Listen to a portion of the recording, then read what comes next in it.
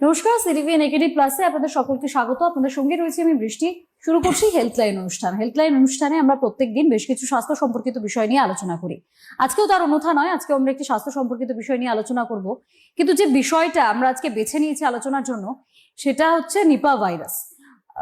এই Nipah virus নিয়ে আমাদের প্রত্যেকের মনেই একটা কোথাও গিয়ে ভয় ভীতি কাজ করেছিল যে করোনা কাল আমরা দেখেছি, সেটাও একটা ভাইরাস ছিল। তার কারণে দীর্ঘ কয়েক বছরের একটা প্যান্ডামিক আমরা দেখেছি। সেখানে প্রত্যেকটা জিনিস একদম অগোছালো হয়ে গেছিল প্রত্যেকটা মানুষের জীবন। সেই সময়টা কি আবার ফিরে আসবে, এই ভয়টা কোথাও গিয়ে আমাদের প্রত্যেকের মনে ছিল। ইতিমধ্যে আমাদের রাজ্যের কিছু মানুষ যারা আক্রান্ত হয়েছে নিপা ভাইরাসে, তারা যদিও তারা ট্রিটমেন্টের মধ্যে রয়েছেন, তারা সুস্থ হয়ে উঠবেন এই আশা আমরা করি। কিন্তু এই যে নিপা ভাইরাস, এটাতে যারা আক্রান্ত হচ্ছেন, কি হচ্ছে তার ফল, নিপা ভাইরাসে আক্রান্ত হওয়ার ফলে কি হচ্ছে, বা ভাইরাসটি কি, ভবিষ্যতে ট্রিটমেন্ট কি হবে, বা বর্তমানে বা কি কি ট্রিটমেন্ট চলছে, ভাইরাসের যে একটা ভ্যাকসিনেশন সেটা আবিষ্কৃত হবে কিনা, বা কি ধরনের ভ্যাকসিনেশন আবিষ্কৃত হবে, সেই সমস্তটা নিয়ে আজকে আমি বিস্তারিত আলোচনা করবো। আমার সঙ্গে রয়েছেন আর.জি. কর মেডিকেল কলেজের মেডিকেল অফিসার ডক্টর তাপস প্রামাণিক। অনেক স্বাগত স্যার। আমি শুরুতেই যেটা বললাম, করোনা ভাইরাসের জন্য করোনা কাল, প্যান্ডামিক টাইম, মানুষের মনে না একটা গভীর দাগ কেটে গেছে। প্রত্যেকের জীবনই একটু অগোছালো হয়েছে, আবার তারা সেটাকে গুছিয়ে নিয়েছেন। কিন্তু করোনা একটা ভাইরাস ছিল, সেই সময়কালটা আমরা দেখেছি। তারপরে এবার নিপা ভাইরাস। নিপা ভাইরাসটা যদি কি আমি জানতে চাই, সেখানে করোনার থেকে কি পার্থক্য রয়েছে? দেখুন, করোনা ভাইরাসের পরে কিন্তু নিপা ভাইরাস বেসিক্যালি টার্মটা বলা ঠিক হবে না। অনেকেই জানে না, কারণ করোনাটা যে টাইমে হয়েছে সেই টাইমে কিন্তু নিপা ভাইরাসের ইনফেকশনও হয়েছে। এবং কেরালাতে যখন আমাদের কোভিড ভাইরাসের কোভিড প্যান্ডেমিকের সেকেন্ড ওয়েভ চলছিল 2021-এ, সেই সময় কিন্তু 12 বছরের ছেলেরও ডেথ হয়েছে। সো নিপা ভাইরাসের কেরালাতে সেই সময় কেরালাতে কিন্তু আউটব্রেক হয়েছিল, কিন্তু সেটা খুব সিভিয়ার ফর্মে হয়নি। যেহেতু কোভিডে এত বাড়বাড়ন্ত, এত মৃত্যু মিছিল সারা পৃথিবী জুড়ে হাহাকার, তো সেই জায়গায় কিন্তু নিপার সেইভাবে দেখা যায়নি, যার কারণে সেটা কিন্তু খুব একটা বেশি সবার সামনে উঠে আসেনি। কিন্তু নিপা কিন্তু তখন ছিল। এবার দেখুন, কোভিডের ব্যাপারটা কি, কোভিডের ব্যাপারটা হচ্ছে মানুষকে কিন্তু এই কোভিডের আগে এবং কোভিডের পরে মানুষকে কিন্তু জীবনটাই পাল্টে দিয়েছে। যে মানুষ কোভিডের আগে কিভাবে সার্ভাইভ করতো আর কোভিডের পরে কিভাবে সার্ভাইভ করতো। এখন দেখুন, আপনি যদি এখন টিভি খোলেন বা বিশেষ করে সোশ্যাল মিডিয়া খুললেই দেখবেন বিভিন্ন জায়গা থেকে কোনো না কোনো একটা ভাইরাস আপনি দেখতে পাচ্ছেন। যদি কেউ ভালো করে ফলো করেন এক্স হ্যান্ডেল, আমাদের ইনস্টাগ্রাম, ফেসবুক এবং বিভিন্ন ভারতবর্ষের তো ভারতবর্ষ বলে নয়, পৃথিবীর বিভিন্ন দেশ, বিশেষ করে আপনি যদি আফ্রিকান কান্ট্রি, ট্রপিক্যাল জোন যেখানে বাড়বাড়ন্ত হয়, সেই সমস্ত দেশগুলোতে নানা রকম ভাইরাস কিন্তু আক্রান্ত হচ্ছে। তো সেই ভাইরাস আক্রান্ত হলে মানুষের মনের ভিতরে আতঙ্ক তৈরি হচ্ছে। তো সেই কারণে মানুষের ভিতরে কিন্তু একটা নতুন ভাবে একটা আশঙ্কা তৈরি হয়েছে, নিপা ভাইরাস কি আবার এই কোভিডের মতো হতে পারে। দেখুন, থিওরিটিক্যালি আর প্র্যাকটিক্যালি দুটো ব্যাপার আলাদা। প্যান্ডেমিক পোটেনশিয়াল কিন্তু থিওরিটিক্যালি আর আছে, কিন্তু আমি এটা বলবো যে সেই প্র্যাকটিক্যাল চান্সটা অনেক কম। কারণ আমাদের মেডিকেল সায়েন্স উন্নত যেমন হচ্ছে, রিসার্চ যেমন চলছে, আস্তে আস্তে স্বাস্থ্য ব্যবস্থা গোটা বিশ্বেই যখন নজর দিয়েছে, প্লাস কোভিডের পরে গোটা বিশ্ব, কোভিডের সময় এটা বলবো না যে বিশ্বের ডেভেলপড কান্ট্রি তারা খুব সুখে ছিল, কারণ কোভিড দেখে দিয়েছে ধনী আর গরিব বলে কিছু হয় না। কোভিডের কাছে সবাই সমান। সে আপনি ডেভেলপ কান্ট্রিতে বসবাস করেন আর আপনি হচ্ছে এই ভারতবর্ষ মানে আমাদের অন্যান্য যে আফ্রিকান আন্ডার ডেভেলপ কান্ট্রিতে থাকেন, কোনো দেশেই কিন্তু মানে সব দেশের ক্ষেত্রে একই রকম। তো নিপা ভাইরাসের ক্ষেত্রে সেই চান্সেসটা অত্যন্ত কম আমি বলবো, আমার যেটা মনে হয়। তো সেক্ষেত্রে মানুষ সতর্ক হলে বা সরকার যদি সতর্ক হয়, বিভিন্ন আমাদের যে ওয়ার্ল্ড হেলথ অর্গানাইজেশন আছে তারা যদি সতর্ক হয়, তাহলে সেই প্যান্ডেমিক আসবে না। অযথা আতঙ্কিত হওয়ার কিছু নেই। মানুষ প্যান্ডেমিক নিয়ে ভয় পাচ্ছে, বাকি সবকিছুই হয়তো শুনে নিয়েছে, কিন্তু প্যান্ডেমিক হবে কি হবে না এইটুকু আমি এনশিওর করতে পারি। সেই মানে দেখুন, গ্যারান্টি দিয়ে তো কেউ লিখে দিতে পারে না যে প্যান্ডেমিক হবে না। যে কোনো ভাইরাসের এরকম তার মিউটেশন হলে আরো ডেডলিয়েস্ট হতে পারে, কিন্তু এটুকু ধরা যায় যে যেরকম ভাবে আমাদের বিভিন্ন কেন্দ্র সরকার, রাজ্য সরকার বা এইবার যারা আমাদের পশ্চিমবঙ্গে এফেক্টেড হয়েছে তারা যেভাবে পদক্ষেপ নিচ্ছে, তাড়াতাড়ি আইসোলেশনে নিয়ে যাওয়া, কন্ট্যাক্ট ট্রেসিং করা, সেন্ট্রাল গভর্নমেন্ট থেকে অলরেডি টিম এসে কন্ট্যাক্ট ট্রেসিং এর কাজ করছে। এছাড়া আপনি দেখবেন এর আগে কেরালায় কিন্তু অনেকবার হয়েছে, এবং কেরালা কিন্তু এই সার্ভাইলেন্সটা অত্যন্ত উন্নত। তো সেক্ষেত্রে কিন্তু তাদের টিম থেকেও এই লোকজনকে রিসার্চে লাগানো হচ্ছে যে এটাকে কিভাবে প্রিভেন্ট করা যায়। তো আমি বলবো যে এইভাবে যদি আমাদের সিস্টেম মানে সরকারি ভাবে বা বিভিন্ন হেলথ অর্গানাইজেশন কাজ করে, তো সেক্ষেত্রে সেই প্যান্ডেমিক পোটেনশিয়াল হওয়ার চান্সেস নেই বললেই চলে। মানে তাই ভয়ে অযথা আতঙ্কিত হওয়ার কিছু অযথা নেই। আতঙ্কিত হওয়ার কোনো কারণ নেই। কিন্তু এই যে নিপা ভাইরাস, আমরা খুব বেসিক্যালি জেনেই গিয়েছি প্রায় প্রত্যেকেই যে শূকর এবং বাদুড়, এই দুটি প্রাণীর প্রচন্ড পরিমাণে একটা ভূমিকা রয়েছে এই নিপা ভাইরাস মানুষের মধ্যে ছড়ানোতে। হ্যাঁ, এর দুটো হিস্ট্রি বলি। এই নিপা ভাইরাসটা প্রথম কোথায় পাওয়া গেল? 1998 থেকে 99 আপনি যেটা বললেন, শুকরের ফার্মে কিছু মানুষ আক্রান্ত হচ্ছিল, এবং আক্রান্ত হলে তখন সেটাকে জাপানিজ এনকেফালাইটিস মানে অ্যাকিউট এনকেফালাইটিসে আক্রান্ত হচ্ছিল। দেখুন, এনকেফালাইটিস মানে আমাদের মস্তিষ্কে প্রদাহ বলা হয়। তো সেক্ষেত্রে এনকেফালাইটিসের অনেক কজ থাকতে পারে, অনেক ভাইরাস এর কারণে হয়। তো সেক্ষেত্রে ওই সময় ভাবা হয়েছিল ওটা ভাইরাল এনকেফালাইটিস বা জাপানিজ এনকেফালাইটিস, কিন্তু কিছুদিন পরে ওটাকে অন্যান্য ল্যাবে, বিদেশের ল্যাবে যখন টেস্ট করা হলো, তখন দেখা গেলো না, এটা একটা অন্য ভাইরাস, যেটা হলো জুনোটিক ভাইরাস। এই জুনোটিক ভাইরাস মানে কি এনিম্যাল থেকে আসে। আচ্ছা। এবং সেটাকে আলাদা করা হলো কি প্যারামিক্সোভিরিডি ফ্যামিলি, হেনিপা ভাইরাস হচ্ছে জেনাস, আর স্পিসিসটা হলো নিপা ভাইরাস। আর মালয়েশিয়ার এটা হয়েছিল সুঙ্গাই নিপা গ্রামে, যার জন্য এই নামটা হচ্ছে ওই গ্রামের নামকরণ অনুসারে নিপা ভাইরাস নাম দেওয়া হয়েছে। এবং সেবার 265 জন আক্রান্ত হয়েছিল, 105 জন কিন্তু মারা গেছে। সেটা কি ওই গ্রামের মধ্যে? ওই গ্রামের ভেতরে। এবং তারা যারা ছিল সবই হচ্ছে শূকর প্রতিপালন যারা করতো, তাদের ভিতরেই বেশি এফেক্টেড হয়েছিল। এইবার শূকর কিন্তু মানে প্রাইমারি হোস্ট নয়, এর যে ন্যাচারাল রিজার্ভার সেটা হচ্ছে বাদুড়। সেটাকে বলে ফল খেকো বাদুড়। ফল খেকো বাদুড় হচ্ছে যেটাকে বলে টেরোপাস স্পিসিস। মানে সারা পৃথিবীতে প্রচুর বাদুড়ের প্রজাতি আছে, প্রায় 24-এর উপরে অলমোস্ট। ভারতবর্ষে প্রায় 120-র উপরে। তো সব বাদুড় কিন্তু করে না। অনেকটাই ধারণা তৈরি হতে পারে সব বাদুড়, এত বাদুড় আছে তাহলে মাত্র এত কম কেস হিসাবে তো কম, ব্যাপারটা তা নয়। কিছু কিছু বাদুড় তৈরি করে, যেমন হচ্ছে আমাদের ভারতবর্ষ এবং বাংলাদেশ, এখানে করে হচ্ছে টেরোপাস মিডিয়াস। আপনি যদি ইন্দোনেশিয়া বা মালয়েশিয়া এর আগে যে কেসগুলো হয়েছিল, সেটা হচ্ছে টেরোপাস ভ্যাম্পাইরাস। আপনি যাচ্ছেন থাইল্যান্ডে, ওই জোনটাই করে হচ্ছে টেরোপাস লাইলেই। তাহলে এই প্রজাতিগুলো আলাদা। হ্যাঁ, এই প্রজাতিগুলোই করবে। আরো কয়েকটা প্রজাতি আছে, তো সব ভাইরাস করবে না। যেমন হচ্ছে ইনসেক্টিভোরাস ব্যাট, যেগুলো মানে যারা ইনসেক্ট খায়, সেই ব্যাট গুলো মানে সেই বাদুড় গুলো হবে না। সেই বাদুড়গুলো তো মানুষের কন্টাক্টেই আসে। হ্যাঁ, সেই বাদুড়গুলো থেকে হওয়ার চান্সেস নেই। তারপরে হচ্ছে কেপ ব্যাট মানে হচ্ছে যারা হচ্ছে ওই গুহাতে থাকে, সেগুলো থেকে হবে না। স্মল হাউস ব্যাট সেগুলো থাকবে, সেগুলোর ওই বাদুড় থেকে হবে না। স্মল হাউস ব্যাট হতে পারে কোনগুলো থেকে?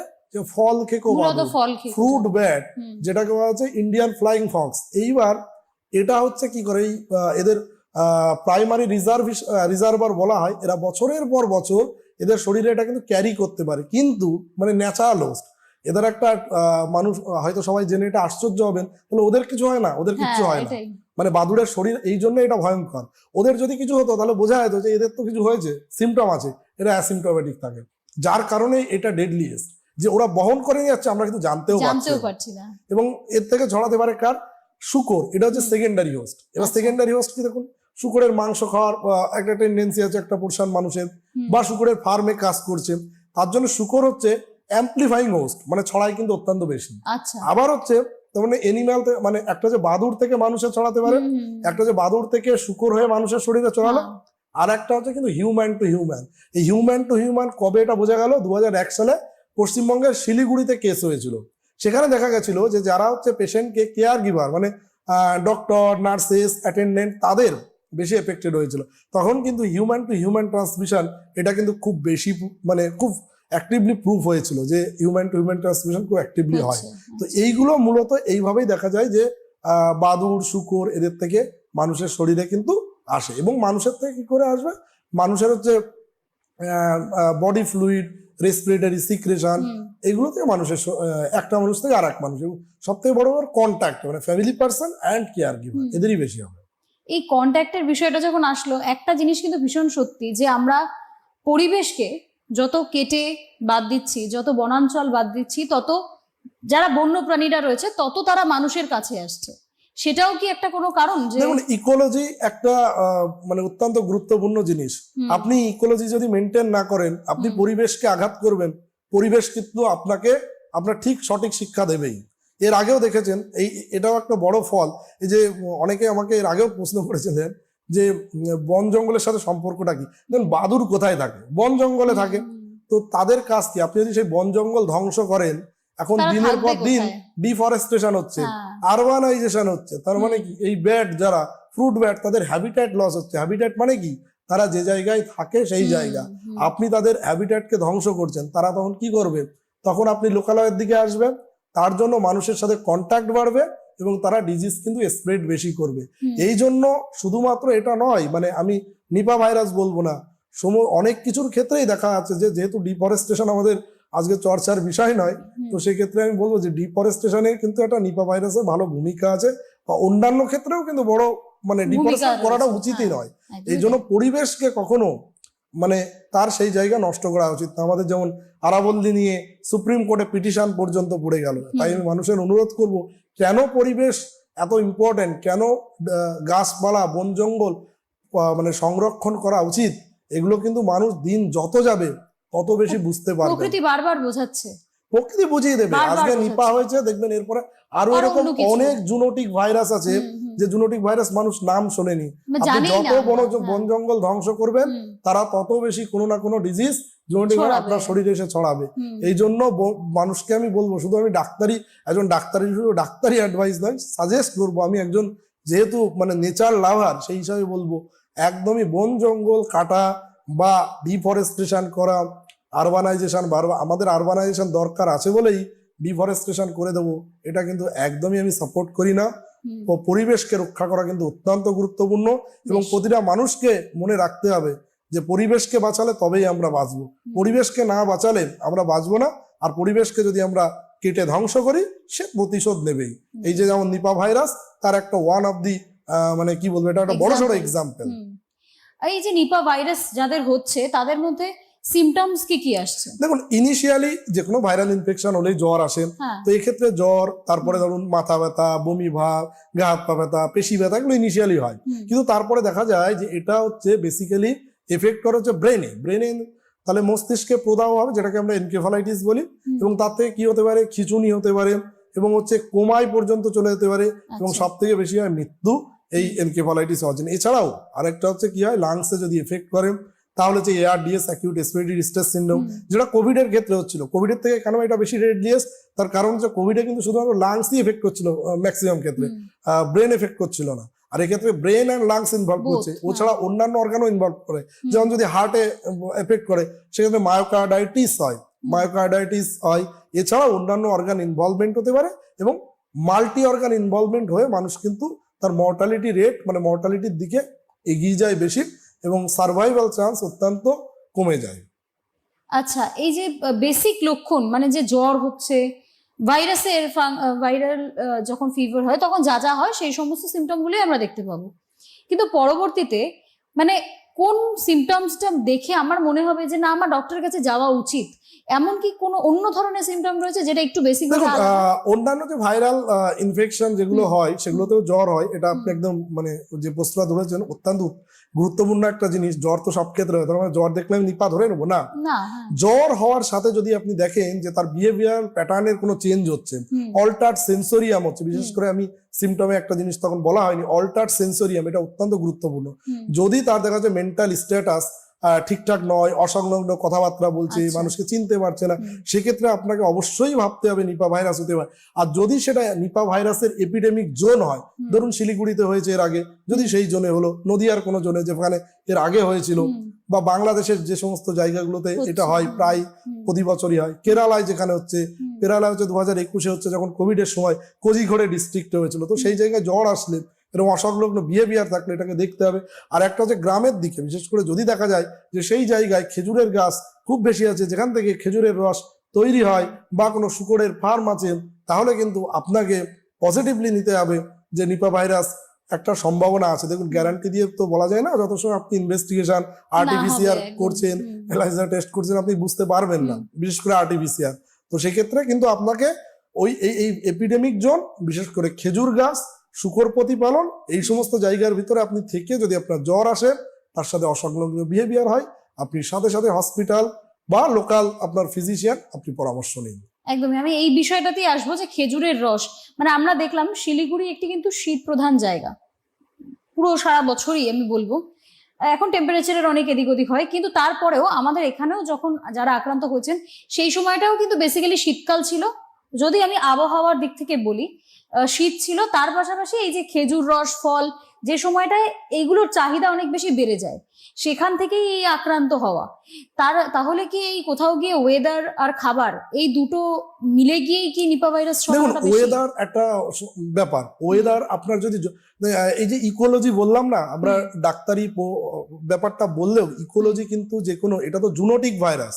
তো জুনোটিক ভাইরাস মানে কি, এনিম্যাল থেকে ছড়াচ্ছে। একদম। তো এনিম্যালের যে লাইফস্টাইল তার উপরে কিন্তু অনেক কিছু নির্ভর করে।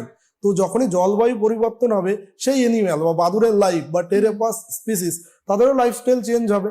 তো সেক্ষেত্রে কিন্তু এটা সমস্যা তৈরি হবে। আপনি হ্যাবিটেট লস হচ্ছে, জলবায়ু পরিবর্তন হচ্ছে, তো তাদেরও লাইফস্টাইল চেঞ্জ হবে, তাদের ইকোলজির লজিক্যাল পজিশন গুলো চেঞ্জ হবে। তো সেক্ষেত্রে ভাইরাসের মানে ইয়েগুলো, মানে যে বিহেভিয়ার গুলো, যে কখন হবে কখন হবে না, এগুলো কিন্তু নির্ভর করে।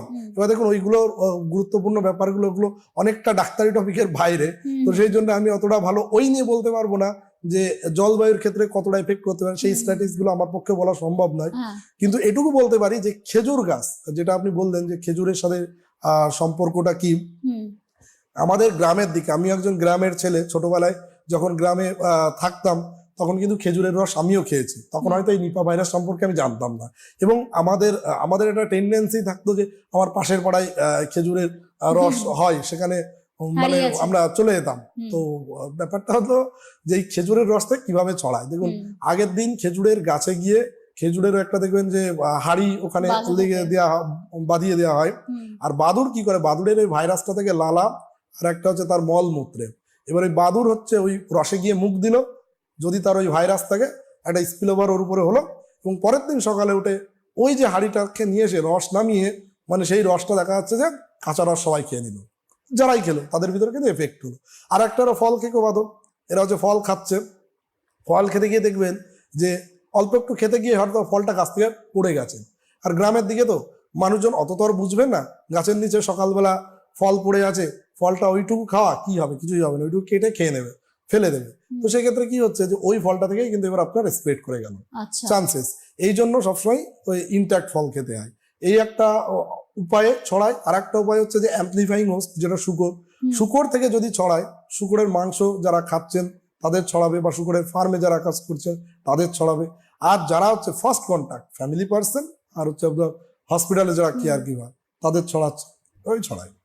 আচ্ছা, এই যে ছড়ানোর প্রসেসটা তো হলো, বোঝা গিয়েছে যে এই খাদ্যাভ্যাসগুলো থেকে কিছুটা সময়ের জন্য বিরতি আমাদেরকে নিতেই হবে, যাতে নিজেদেরকে আমরা সুস্থ রাখতে পারি। কিন্তু এই পুরো প্রসেসটার পর তারপরে তো একটা প্রশ্ন থেকে যায় যে করোনা ভাইরাস আর নিপা, এই দুটোর মধ্যে পার্থক্যটা কি? এই দুটো কোন দিক থেকে একে অপরের থেকে আলাদা? দেখুন, মানুষের মনে ভাবছে যে এটা তো খুব বেশি মানুষ এফেক্টেড হচ্ছে না, কিন্তু নিপা হচ্ছে ডেডলিয়েস্ট ভাইরাস দেন করোনা ভাইরাস।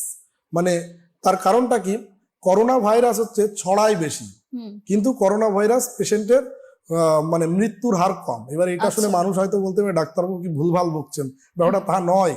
ব্যাপারটা হচ্ছে তার মর্টালিটি রেট 1 থেকে 3%, আর নিপা ভাইরাসের মর্টালিটি রেট হচ্ছে 40 to 75%, কোনো ক্ষেত্রে 90%। তার মানে আপনি দেখুন যে কতটা, মানে 100 জন এফেক্ট হলে প্রায় 40 থেকে 75 জন, কিছু ক্ষেত্রে 90 জনও মারা যাচ্ছে। আর করোনার ক্ষেত্রে কিন্তু তা নয়, করোনার ক্ষেত্রে প্রচুর ছড়িয়ে যাচ্ছে কিন্তু মারা যাচ্ছে তত নয়। এবার করোনাটাই হচ্ছিল কি, করোনাটাই যে বেসিক ব্যাপারটা হয় এয়ারবর্ন অ্যারোসল, মানে হচ্ছে যে মানে আমাদের যে ড্রপলেট ইনফেকশন আছে সেটা অনেক দূর পর্যন্ত যেতে পারে, তো সে অনেকটা ছড়িয়ে দেবে। এই ইনফেকশন ইন্ডেক্স বলে একটা কথা আছে যে একজন করোনা মানে ভাইরাস আক্রান্ত রোগী সে কতজনকে ছড়াতে পারে।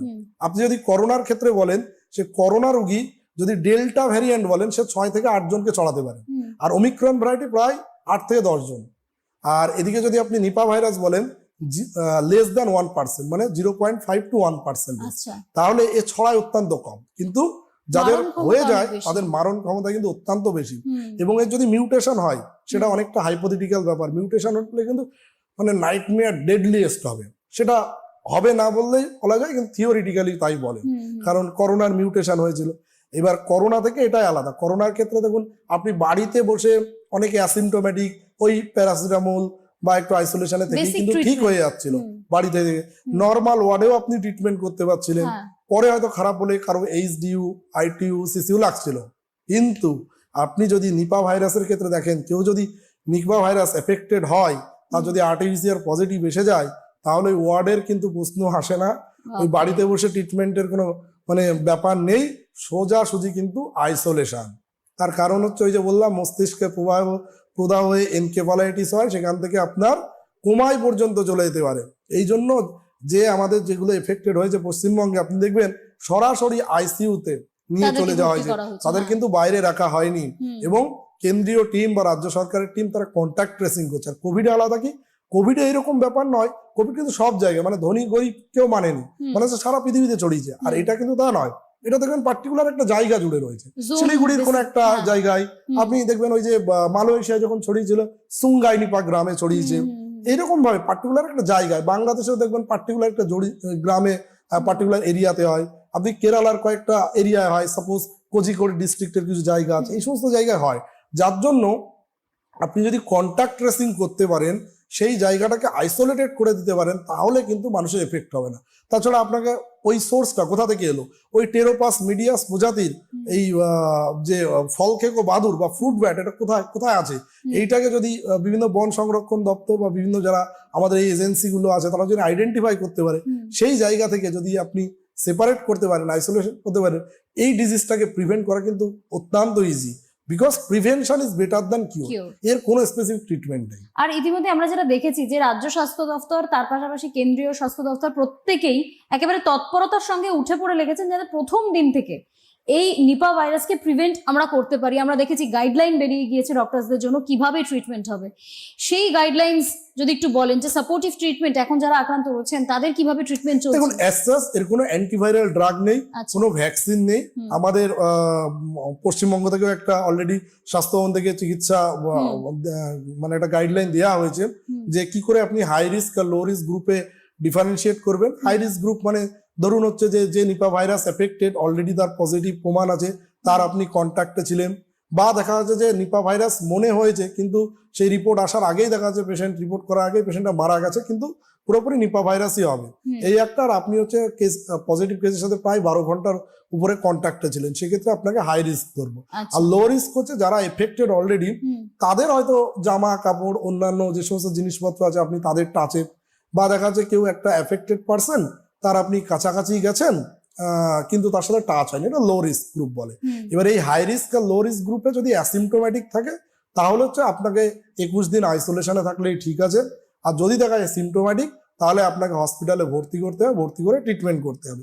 এক্ষেত্রে হাই রিস্ক গ্রুপ বা হচ্ছে আপনার যারা কেয়ার গিভার মানে স্বাস্থ্যকর্মী, তাদের ক্ষেত্রে তারা আপনি যারা অ্যাসিমটোম্যাটিক আছে তারা পিপি কিট নিয়ে কাজ করতে পারে, কিন্তু দেখা যাচ্ছে যে সিমটোম্যাটিক থাকলে তাকে ট্রিটমেন্ট করতে হবে ওই প্রোটোকল অনুযায়ী। এবার এর যেহেতু কোনো স্পেসিফিক কোনো ড্রাগ নেই, তবুও কয়েকটা ড্রাগ এখানে ইউজ করা হচ্ছে, যেটা হচ্ছে কোভিডের সময় দেখবেন যে ইউজ করা হয়েছিল একটা অ্যান্টিভাইরাল রেমডেসিভির ইউজ করা হয়েছিল। এই ক্ষেত্রেও রেমডেসিভির, এছাড়া হচ্ছে রিভাভিরিন, ফ্যাভিপিরাভির, এগুলো ইউজ করা ডিরেকশন দেওয়া হয়েছে। এছাড়া হচ্ছে মনোক্লোনাল অ্যান্টিবডি, সেক্ষেত্রে নিউরোলজিস্ট, ক্রিটিক্যাল কেয়ার এক্সপার্ট বা অন্যান্য ইনফেকশিয়াস ডিজিজ স্পেশালিস্ট যারা আছেন, তারা সমস্ত একটা বোর্ড মিটিং করে বা আলোচনা করে সিদ্ধান্ত নেবেন। কিন্তু এর আগেও যেটা দেখা গেছে যে ট্রিটমেন্টটা এটা কিন্তু মানে কোনোটাই ফ্রুটফুল বা স্পেসিফিক যে এই ড্রাগে এটা পার্টিকুলার কাজ হবে এইরকম নেই। তবে কিছু কিছু ক্ষেত্রে এটা কাজ হয়েছে, সেই রকম ভাবেই এটাকে করা হচ্ছে। কারণ যেখানে আপনার ট্রিটমেন্ট প্রসিডিওরই কোনো নেই, এভিডেন্স কিছু নেই, তো আপনাকে এইভাবেই চিকিৎসা করতে হবে, সাপোর্টিভ বেস ম্যানেজমেন্ট করতে হবে, যেটা আমরা কোভিডের ক্ষেত্রে করেছিলাম। তো নিপার ক্ষেত্রে অলমোস্ট তাই কিছুটা হচ্ছে এই ড্রাগগুলো মানে রেমডেসিভির বাদে হচ্ছে রিভাভিরিন হচ্ছে ফ্যাভিপিরাভির, এটা ইউজ করার ডিরেকশন দেওয়া হয়েছে। আর এইটুকুই মোটামুটি গাইডলাইন আমাদের এখনো পর্যন্ত আছে, এর বাইরে আর কোনো গাইডলাইন সেই অর্থে নেই। আর তারপরে করোনার ক্ষেত্রে আমরা যেটা দেখেছিলাম যে ভ্যাকসিনেশন একদম যুদ্ধকালীন তৎপরতায় সেই ভ্যাকসিনেশন আবিষ্কার হয়েছিল, আমরা প্রত্যেকটি দেশে আমরা দেখেছি সেই ভ্যাকসিনেশন দেওয়া হয়েছিল। এই নিপার ক্ষেত্রে কি সেরকম ধরনের কোনো পর্যায়ে যেতে পারে যে ভ্যাকসিন করতে হবে? দেখুন, জিও পলিটিক্স এখানে একটা অত্যন্ত গুরুত্বপূর্ণ জিনিস, মানে ফার্মাকো পলিটিক্স বলুন বা জিও পলিটিক্স বলুন। যেহেতু করোনা সমস্ত দেশকে পৃথিবী গোটা বিশ্বকে ডেভেলপ কান্ট্রিকে বসিয়ে দিয়েছে, তো সেক্ষেত্রে তারা তৎপর হয়েছে, যুদ্ধকালীন তৎপরতায় আমাদের ভারতবর্ষ তৈরি করেছেন। এখন মুশকিলটা হচ্ছে যে এইগুলো যখন একটা ভ্যাকসিন যুদ্ধকালীন তৎপরতায় তৈরি করছেন, আপনাকে রিসার্চ ইনস্টিটিউশন লাগবে, সায়েন্টিস্ট লাগবে, এবং ব্যাপক পরিমাণ একটা ইকোনমিক লসের ব্যাপার আছে, ব্যাপক পরিমাণ ইনভেস্টমেন্টের ব্যাপার আছে। এইবার সেটা হচ্ছে গোটা বিশ্ব অলরেডি রিসার্চ হয়তো দেশ বেসিসে করে, আলাদা আলাদা দেশ তারা তাদের মতো করছে, কিন্তু কোভিড এর ক্ষেত্রে যেটা হয়েছিল একটা সে সময় একটা কোঅর্ডিনেশন বজায় রাখছিল ওয়ার্ল্ড হেলথ অর্গানাইজেশন বলুন বা অন্যান্য দেশ বলুন। এই ক্ষেত্রে যদি অবশ্যই যদি চেষ্টা করেন, আমি মনে করি আমাদের দেশে আমাদের পৃথিবীতে এখনো সায়েন্টিস্টরা আছেন, তারা সেটা করতে পারবেন চাইলে, সেটা আশা রাখবো। এবার ডিপেন্ড অন হচ্ছে যে পৃথিবীতে মানে বিভিন্ন দেশ এই ব্যাপারে কতটা উদ্যোগ নেবে, কারণ এখন তো শুধু ভারত এই কয়েকটা কেস পাওয়া গেছে, এমন তো নয় যে বাইরের কান্ট্রিতে খুব বেশি হয়েছে। সেই বাইরের কান্ট্রি, ডেভেলপ কান্ট্রি, তারা কি এতে ইনভেস্ট করবে? এটা সব থেকে বড় প্রশ্ন। কারণ বড় বড় ডেভেলপ কান্ট্রি যদি ইনভেস্ট না করে, তাহলে তো সেই রিসার্চটা হবে না বা করার পরিস্থিতিটা কমে যাবে। তো তাদের যে মানে তাদের দিক থেকে একটা অপটিমিস্টিক ব্যাপার বা পজিটিভ হওয়ার কিন্তু একটা ব্যাপার রয়েছে, কারণ তারা যদি না এগিয়ে আসে, তো মানে একটু ছোটখাটো দেশ তারা কিন্তু করতে পারবে না। মানে যারা একটু ধরুন ডেভেলপিং কান্ট্রি লাইক ইন্ডিয়া, আমাদের হয়তো করতে পারবে, কারণ আমাদের যেহেতু কোভিড ভ্যাকসিন অলরেডি করে দেখিয়ে দিয়েছেন, কিন্তু একটা অন্যান্য দেশ থাকলে একটা ইকোনমিক বার্ডেনটা কিছুটা হলেও কম, এটা ইকোনমিক বার্ডেনের উপরে কিন্তু ডিপেন্ড করে, এবং বিভিন্ন ওয়ার্ল্ড লিডারদের সদিচ্ছার উপরেও ম্যাটার করে যে তারা এটার উপর করবে কিনা। দেখুন, আমাদের আমি রাজ্য বা দেশগুলো বলবো না, আমাদের ক্ষেত্রে স্বাস্থ্য ব্যবস্থায় বাজেট কিন্তু অনেকটাই কম বিভিন্ন পৃথিবীর অন্যান্য দেশে ডেভেলপ কান্ট্রির তুলনায়। তো সেক্ষেত্রে আমাদের এখানে বাজেট বাড়াতে হবে, তবেই একমাত্র এটা হতে পারে। বিভিন্ন আমাদের ধরুন হসপিটাল হচ্ছে, মেডিকেল কলেজ হচ্ছে, কিন্তু রিসার্চ ইনস্টিটিউশন কম। এইমস দিল্লি যেমন আছে, এরকম রিসার্চ ইনস্টিটিউশন হতে হবে যে সেখানে শুধুমাত্র ট্রিটমেন্ট ওরিয়েন্টেড নয় হসপিটাল, সেখানে রিসার্চ ইনস্টিটিউশন হবে, তবেই একমাত্র এইগুলোর উপরে কাজটা বাড়তে পারে। আরো একটা জিনিস, মানে এই করোনা আমাদেরকে যেটা শিখিয়েছে, প্রিভেনশনটা ভীষণ পরিমাণে প্রয়োজন, কিওরের থেকেও অনেক বেশি প্রয়োজন। প্রিভেনশন, নিপা ভাইরাস যাতে আমার না হয়, আমি কি কি প্রিভেনশন নিজের ক্ষেত্রে ব্যবহার করতে পারি? দেখুন, prevention is better than cure, এটা হচ্ছে অলওয়েজ একটা মানে এই সমস্ত ক্ষেত্রে সব থেকে বড় টার্ম। আপনি কি কি প্রিভেনশন নেবেন? প্রথম কথা, এই বাদুড় থেকে ছড়ায়। তো যে সমস্ত এরিয়াতে এই ধরনের খেজুর গাছ আছে, যাদের রস হয়, রস খাওয়ার একটা ব্যাপার থাকে, তাদের আমি রস খাওয়া বন্ধ করতে বলবো না, তাদের বলবো যে আপনারা পরের দিন সকালবেলা ওই রসকে ভালো করে হিট দিয়ে জ্বালিয়ে খান, তাহলে আর ভাইরাস থাকবে না। কিন্তু কাঁচা রসটা আপনারা খাবেন না দয়া করে। আর একটা হচ্ছে যে এই যে ফল যেগুলো আছে, কোনো ফল আপনি দেখেন যদি গাছের নিচে পড়ে আছে, খাওয়া ফল একটু সামান্য, সেই ফলগুলোকে আপনারা অ্যাভয়েড করুন। বা আপনারা কোনো বাজারে গেলেন, সেই বাজারে গিয়ে দেখলেন যে পাশে কোনো খাওয়া ফল কম দামে আপনাকে বিক্রি করতে চাইছে, হয়তো লোভে পড়ে কম দাম দেখে কিনে নিলাম, এটা করবেন না। সবসময় ফল দেখে ইনট্যাক্ট ফল কিনুন, এবং বাজার থেকে কিনে আনার পরে একদম ট্যাপ ওয়াটার, রানিং ওয়াটারে ছেড়ে ভালো করে ধুয়ে নিন, খোসা ছাড়িয়ে নিন, ছাড়িয়ে খান, তাহলে কিন্তু এই জিনিসটা হবে না। আর একটা যারা হচ্ছে শুকরের মাংস খান, তাদেরও আমি খেতে বারণ করবো না, তারা শুকরের মাংস খাবেন, খুব বেশি হিট দিয়ে খাবেন, ওই অল্প হিট, মিডিয়াম হিট নয়, বেশি হিট দিলে ভাইরাস নষ্ট হয়ে যাবে। এবং যারা শুকরের ফার্মে কাজ করে তারা কিন্তু সতর্কতার সাথে কাজ করবে। আর যারা কেয়ার গিভার, তাদের PPE kit, head gear, N95 mask, sanitizer এবং ফ্রিকোয়েন্ট হ্যান্ড ওয়াশিং, এগুলো কিন্তু মেনটেন করতে হবে। একদমই, বুঝতেই পারলেন ডক্টর সমস্ত প্রিভেনশনের উপায় আপনাদেরকে বলে দিলেন, সেই মতোই প্রিভেন্ট করুন। আর আজকের জন্য এই অনুষ্ঠান এই পর্যন্ত, আপনাদের সকলকে অনেক ধন্যবাদ। নমস্কার স্যার। নমস্কার।